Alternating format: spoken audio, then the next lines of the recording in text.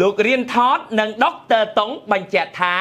Huawei Pura 90S Series ប្រើប្រាស់សេវាកម្ម Google ពេញលេញបំពាក់ 5G លឿនបំផុតសេវាខ្លាំងគ្រប់ទីកន្លែងសម្ពោធជាផ្លូវការ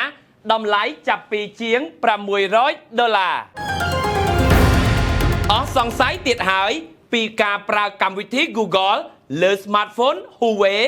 ដោយលោករៀនថតដុកទ័រតុងនិង Tech Review ជាច្រើនរូបបានប្រើប្រាស់ smartphone Huawei Pura 90S Series ហើយបានបញ្ជាក់ថាមាន Google Service ស្រាប់នៅក្នុង Huawei App Gallery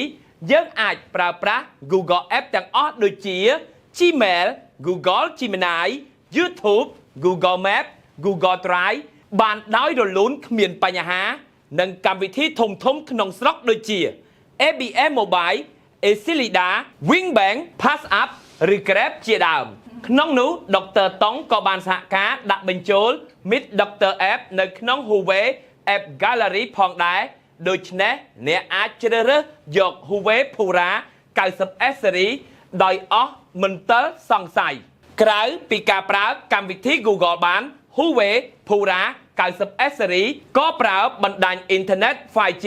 លឿនជាងគេផងដែរព្រោះក្រុមហ៊ុន Huawei បានសហការជាមួយ Card Smart Smartphone បង្កើតបណ្ដាញ 5G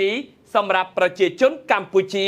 រួមជាមួយបច្ចេកវិទ្យាអង់តែនចាប់សេវាខ្លាំងរបស់ Huawei ធ្វើឲ្យកំពូល Smartphone កាមេរ៉ា Pura 90S Series ចាប់សេវាអ៊ីនធឺណិត 5G Download និង Upload លឿនជាងគេបច្ចេកវិទ្យាកាមេរ៉ាខ្លាំងគ្មានគូប្រៀបធ្វើឲ្យ Content Creator និង Photographer ល្បីឈ្មោះលោករៀនថតភ្ញាក់ផ្អើលខ្លាំងដោយបច្ចេកវិទ្យាកាមេរ៉ា Huawei Pura 90S Series រូបច្បាស់ខ្លាំងទាំងពេលថ្ងៃនិងពេលយប់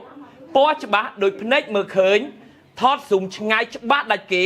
និងមុខងារ AI កាមេរ៉ាជួយចាប់ប្លង់ថតទោះបីជាមិនមានជំនាញក៏អាចថតរូបបានស្អាតមានគុណភាព